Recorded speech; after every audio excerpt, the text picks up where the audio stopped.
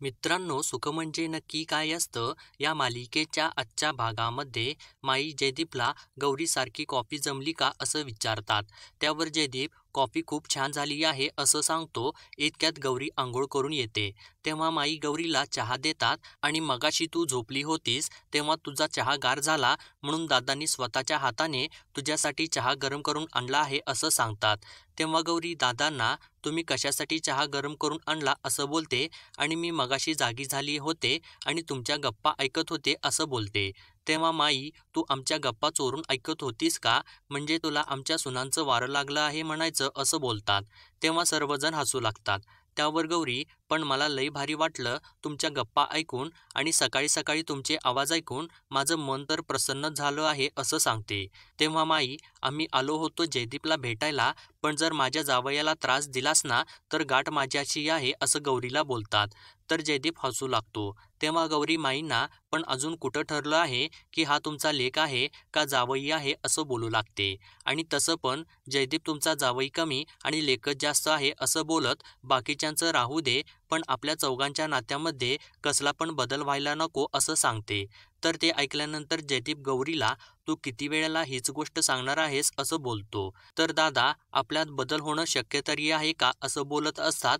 इतक्यात अम्मा तिथं येते आणि बाहेर कोणीतरी पोरगं पाकीट घेऊन आलं आहे असं सांगते आणि ते पाकीट थोरल्या मालकीनबाईंनी घेतलं आहे असं बोलते.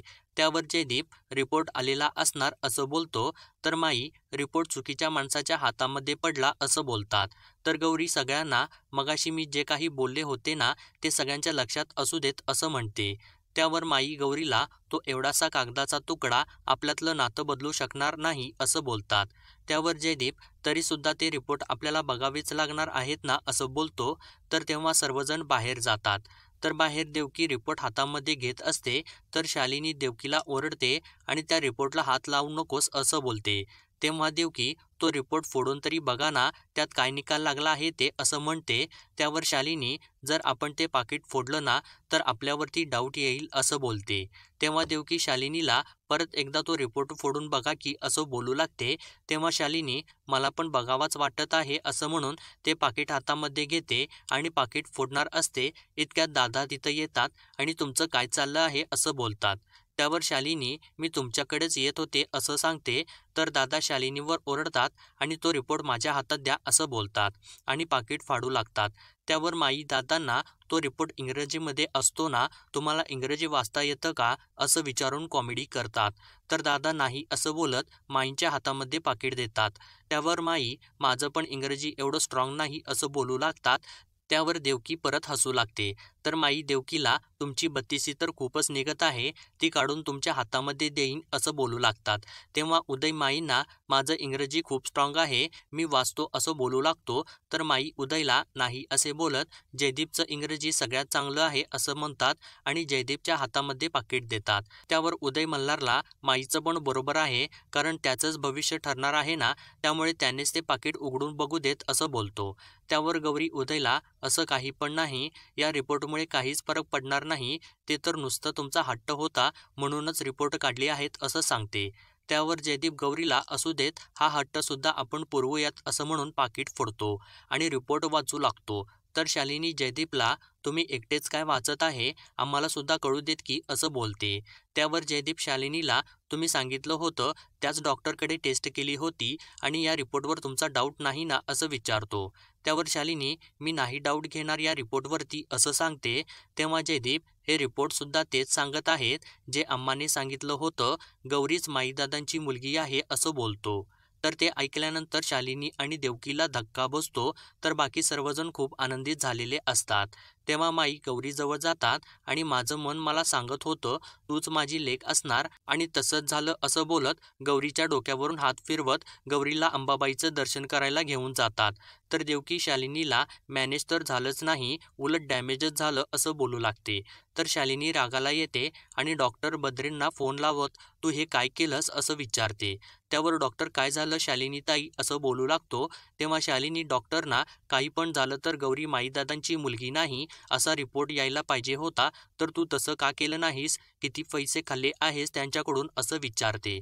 त्यावर डॉक्टर भद्रे शालिनीला, मी तुम्हाला अगोदर सुद्धा सांगितलं होतं, जयदीप माझा चांगला मित्र आहे, मी त्याला कसं काय फसवू शकेन असं बोलतो. त्यावर शालिनी डॉक्टरना ओरडू लागते, आणि तुला हॉस्पिटलसाठी जागा पाहिजे होती ना, ती आता तुला मिळणार नाही. अजून पण तुझ्याकडे एक चान्स आहे, ते रिपोर्ट खोटे आहेत असं सांग आणि माझ्या मनासारखे रिपोर्ट तयार करून येथे पाठव असं बोलते. त्यावर डॉक्टर भद्रे, असल्या फ्रॉडवरती मला माझं हॉस्पिटल नाही उभा करायचं, त्यापेक्षा मी दुसरीकडेच जागा बघेन असं बोलतो. त्यावर शालिनी डॉक्टरना, हॉस्पिटलचा पाया बाजूला राहील, तुझे पायच तोडून मी तुझ्या हातामध्ये देईन अगोदर असं बोलते, आणि हे सगळं तुला खूपच जड जाणार आहे असं म्हणते. त्यावर डॉक्टर भद्रे शालिनीला गुड बाय शालिनीताई असं म्हणून फोन ठेवून देतो. तर दुसरीकडे माई एकदा त्या नालायक शालिनीच्या मनासारखं झालं असं बोलत असतात. त्यावर गौरी, त्यानिमित्ताने आपण काल चौघं एकत्र बाहेर गेलो तरी ना असं बोलते. तेव्हा दादा, ते मात्र खरं आहे गौराबाई असं बोलत जयदीपला, तुम्ही स्वतः ते रिपोर्ट वाचले आहेत ना असं विचारतात. त्यावर जयदीप, मी रिपोर्ट वाचले आहेत आणि माझं डॉक्टरांच्या बरोबर बोलणं सुद्धा झालं आहे असं सांगतो. तेव्हा माई, डॉक्टर काय म्हणाले असं बोलत, मला माहिती नव्हतं की तुमची एवढी जुनी मैत्री आहे असं बोलतात. त्यावर जयदीप, त्यांनी मला नाव नाही सांगितलं, पण त्यांना कोणीतरी फोन केला होता रिपोर्ट बदलायसाठी असं सांगतो. तर ते ऐकल्यानंतर सर्वजण आश्चर्यचकित होतात, आणि माई, ते कोण आहे हे सांगायसाठी जास्त डोकं खर्च करायची गरज नाही असं बोलतात. त्यावर दादा माईंना, रिपोर्ट बदलायचेच होते तर टेस्ट करायला कशाला सांगितली होती असं बोलतात. तेव्हा जयदीप, कदाचित गौरी तुमची मुलगी नाही हे सिद्ध करायचं असेल त्यांना असं बोलतो. तर गौरी जाऊ देत असं बोलत, त्या गोष्टी नको काढायला, त्या काही बदलणार नाहीत असं बोलते. त्यावर दादा, तुमचं खरं आहे असं बोलत, या रिपोर्टवरती शिक्कामोर्तब जरी झाला असला तरी आपण सगळं पहिल्यासारखंच चालू ठेवायचं असं बोलतात. तर जयदीप माईंना, मला खूप मस्त वाटत आहे, आजपर्यंत या घरावर भरपूर संकटं आली आणि त्या संकटापासून आपल्याला गौरीनेच वाचवलं आहे असं बोलतो.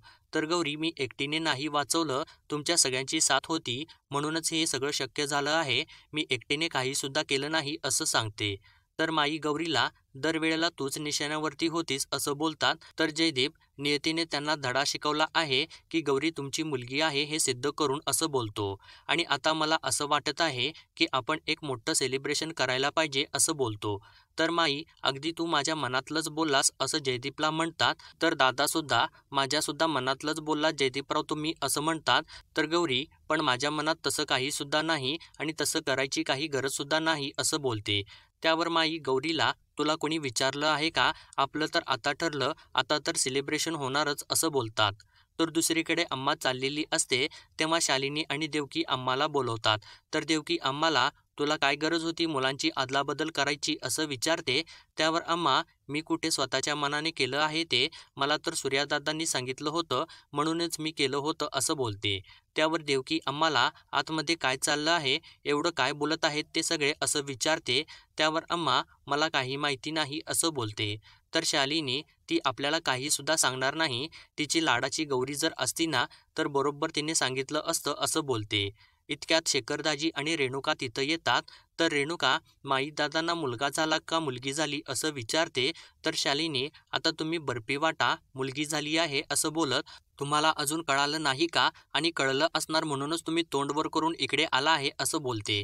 त्यावर शेखरदाजी शालिनीला, आम्ही तोंडवरून करून नाही आलो, जयदीपरावांनी सांगितलं आहे म्हणूनच आलो आहे असं बोलतात. त्यावर शालिनी, जयदीप भाऊजी असं म्हणता म्हणता थांबते, आणि जयदीपने सांगितलं आहे का तुम्हाला असं विचारते. तर शेखरदाजी, हो, त्यांचा फोन आला होता असं बोलतात. तर शालिनी, त्यावेळी तुम्हाला ते सुखात वाटले का दुःखात वाटले असं शेखरदाजींना विचारते. तेव्हा शेखरदाजी, ते चांगले आनंदात बोलत होते माझ्याबरोबर, ते मला म्हणत होते की गौरीने या घरासाठी किती त्याग केला आहे आणि शेवटी त्याच घराने तिला आपलंसं केलं असं बोलल्याचं सांगतात. आणि आम्हाला जयदीपराव कुठं आहेत असं विचारतात. तर अम्मा, ते माईदादांच्या खोलीमध्ये आहेत असं सांगते. त्यावर शेखरदाजी आणि रेणुका आतमध्ये चाललेले असतात. तर देवकी त्यांची वाट अडवते आणि त्यांचं खाजगी बोलणं चाललेलं आहे, कुणाला सुद्धा आत जायची परवानगी नाही असं बोलते. तर रेणुका, ती परवानगी तुला नाही, मी तर या घरची लेक आहे ना असं म्हणून आतमध्ये निघून जाते. तर शालिनी रागाला येते, आणि या घरातल्या लेकींचा कॉन्फिडन्स काय लेवलला गेला आहे आणि या घरातल्या सुनांची काय किंमत झाली आहे असं बोलत असते, आणि आम्हाला विचारू लागते. तर आम्हा, मला काय माहिती नाही असं म्हणून तिथून निघून जाते. तर दुसरीकडे माई जयदीपला, तू म्हणालास ते एकदम बरोबर आहे. देवीची कृपा आहे आपल्या गौरीवरती. त्याची परत एकदा आपल्याला प्रचिती आली आहे आणि इतक्या वर्षाचं फळ गौरीला मिळालं. गौरीने इतकी वर्ष सगळ्या गोष्टी हक्काने केल्या, पण आपला हक्क कधी नाही मागितला. पण आज तोच हक्क देवीने तिला मिळवून दिला असं बोलत असतात.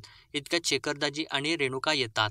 तर रेणुका त्या दोघी बाहेर बसल्या आहेत आणि आत जायची कुणाला परवानगी नाही असं बोलत होत्या, म्हणून मी आत येताना विचारलं असं बोलते. त्यावर माई, त्या दोघींना लांब ठेवायसाठीच मी त्यांना तसं बोलले, नाहीतर त्या चाड्या करतात आणि प्लॅनिंग करून सगळं विस्कूट करून टाकतात असं सांगतात. तर गौरी रेणुकाला, रेणुकाताई तुम्ही बसा की असं बोलते. त्यावर रेणुका खाली बसते आणि आता तू खाली बसलीस किंवा माईच्या जवळ बसलीस तर दोन्ही पण एकच असणार आहे असं म्हणते. तर जयदीप शेखरदाजींना त्याच्या जागेवर बसायला सांगतो. तेव्हा शेखरदाजी माईंच्या शेजारी जाऊन बसतात आणि आम्हाला सुद्धा कधीतरी आमच्या सासूबाईंच्या शेजारी बसायचा मान मिळू देत की असं बोलतात. तर ते ऐकल्यानंतर सर्वजण हसू लागतात. तर शेखरदाजी गौरीला, तुम्ही आता तरी खुश आहे ना असं विचारतात. तर गौरी, मी खुश आहे असं बोलत इतक्या वर्ष जे नातं मी मानत आले होते ते आता माझं झालं आहे असं सांगते. तर जयदीप शेखरदाजींना, आज गौरीला तिचं घर मिळालं आहे आणि आजच या घराला त्यांची लेक मिळाली आहे. एक मोठं सेलिब्रेशन व्हायलाच पाहिजे असं बोलतो. तर रेणुका बरोबर आहे असं बोलत माझ्या बहिणीचं सेलिब्रेशन व्हायलाच पाहिजे असं बोलते. तर शेखरदाजी अगदी रंगारंग कार्यक्रम व्हायला पाहिजे असं बोलतात. तर सर्वजण हसू लागतात. तेव्हा माई रेणुका आणि शेखरदाजींना, यासाठी मला तुमची मदत पाहिजे आहे असं बोलतात. तर शेखरदाजी, तुम्ही सांगितलं नसतं ना तरी सुद्धा आम्ही हावऱ्यासारखं येऊन बसलो असतो असं बोलतात आणि जयदीपला, तुम्ही गौराबाईंना घेऊन आजच्या दिवस बाहेर जावा की असं बोलतात.